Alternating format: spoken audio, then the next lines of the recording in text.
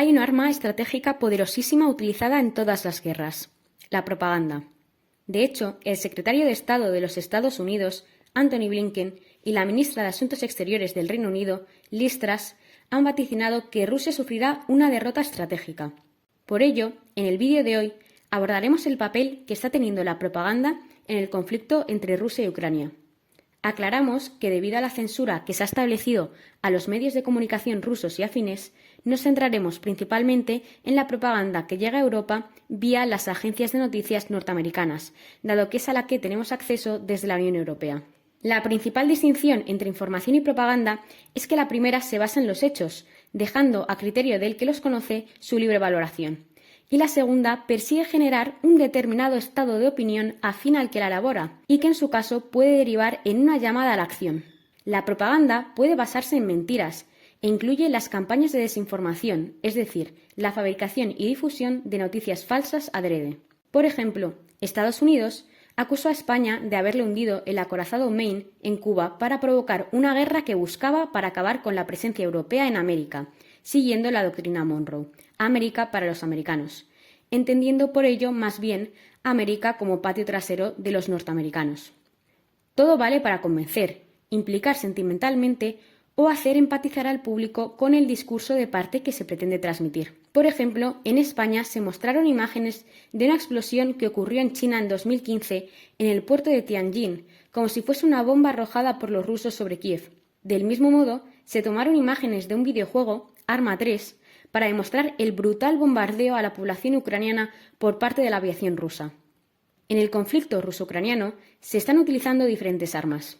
En primer lugar, convencionales, a las que eufemísticamente la Unión Europea apoda de defensivas. En segundo lugar, económicas, como las sanciones que ya tratamos en el vídeo anterior y que siguen incrementándose, impidiendo esta semana a Rusia utilizar sus reservas de oro para mantener el desplomado rublo y promoviendo la fuga de prácticamente todas las empresas europeas y americanas que allí operaban: McDonald's, Coca-Cola, Inditex, Heineken, Spotify, Netflix, lo que supondrá la pérdida de decenas de miles de puestos de trabajo de ciudadanos rusos y el deterioro de la economía doméstica de muchas familias. Y, por último, y en tercer lugar, las armas propagandísticas. ¿Qué indicios nos hacen pensar que Europa está siendo objeto de una campaña de propaganda y desinformación respecto al conflicto? En primer lugar, la uniformidad. 27 países de la Unión Europea, que en la crisis financiera de 2008 eran incapaces de ponerse de acuerdo sobre las causas de la misma y los culpables, intercambiando acusaciones y reproches y poniendo de manifiesto las diferencias entre la Europa atlántica y la mediterránea, presentan ante el conflicto ruso-ucraniano una única opinión. Actúan en un mismo sentido, sin distinción de ideologías o de partidos, sin atención a los intereses nacionales ni a las repercusiones económicas, sin matices ni relativismos, un fenómeno único en la historia de Europa. El mensaje de todos los medios de comunicación, sean del signo que sean, es unívoco. Los periódicos, las televisiones, las redes sociales. Estamos con Ucrania, por ende en contra de Rusia. Este mensaje ha sido engordado con una segunda consigna. Europa tiene que sacrificar su prosperidad y contribuir a la paz mundial, hundiendo la economía rusa.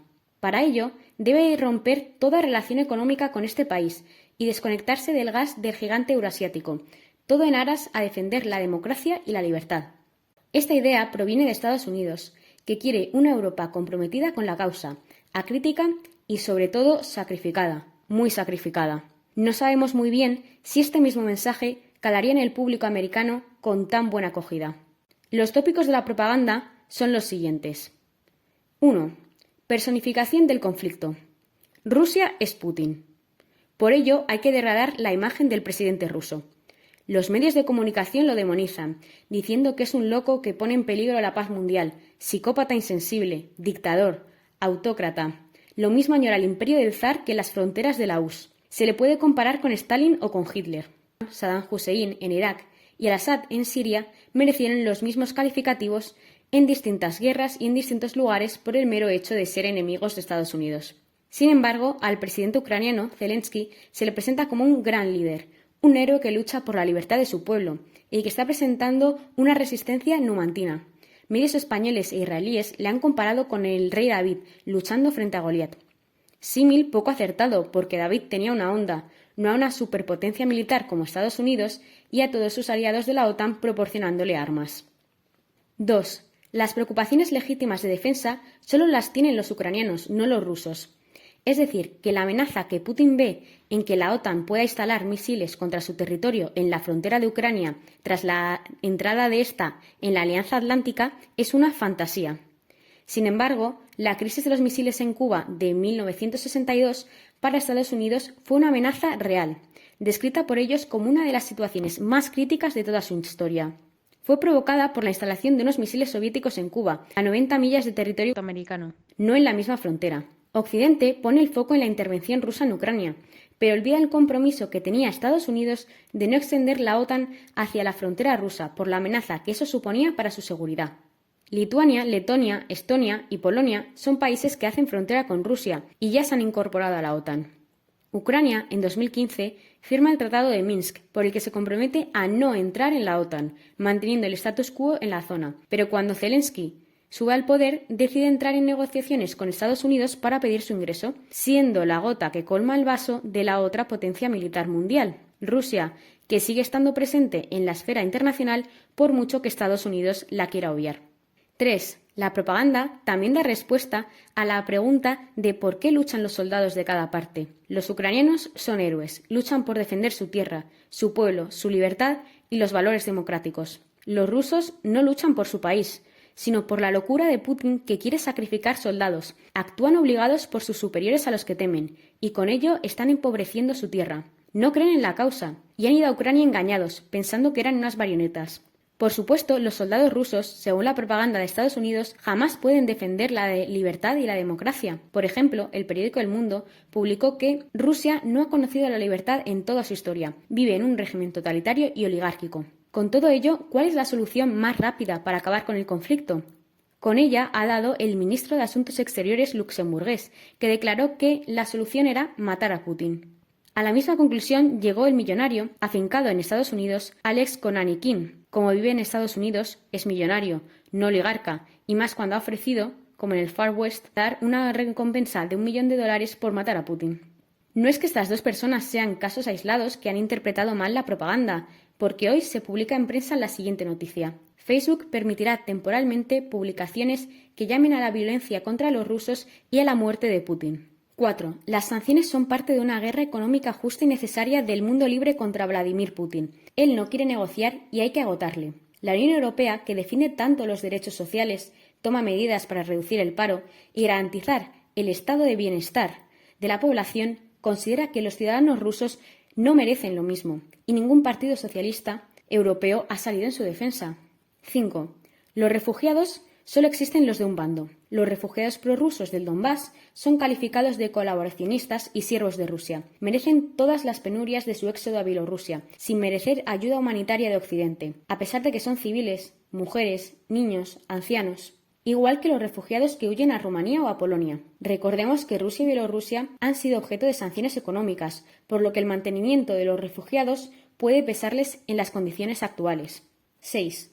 Otra constante que repite la propaganda es que Putin carece de apoyos. Solo aquellos que le deben todo están con él, haciendo una clara referencia a los que llaman oligarcas. Si un millonario americano apoya una campaña presidencial, es un honrado hombre de negocios, un empresario comprometido con la sociedad. Pero si eres ruso, necesariamente eres un oligarca amigo de Putin.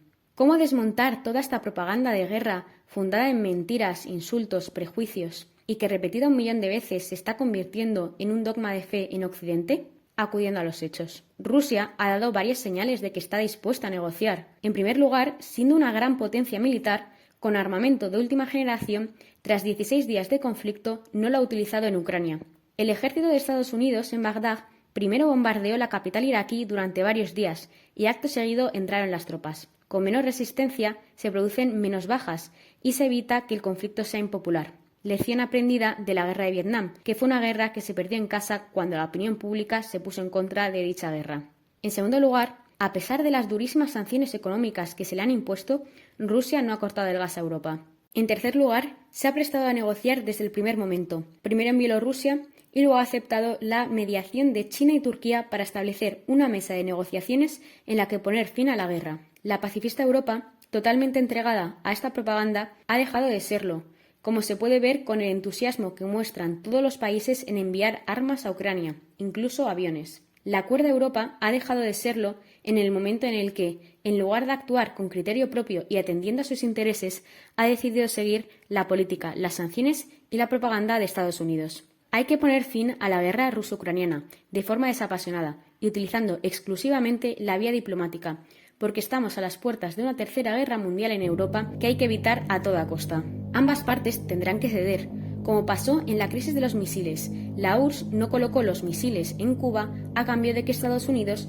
retirara los que había colocado en Turquía apuntando a Rusia. Cualquier cesión será una victoria, no solo para Rusia o para Ucrania, sino para Europa y para el mundo entero.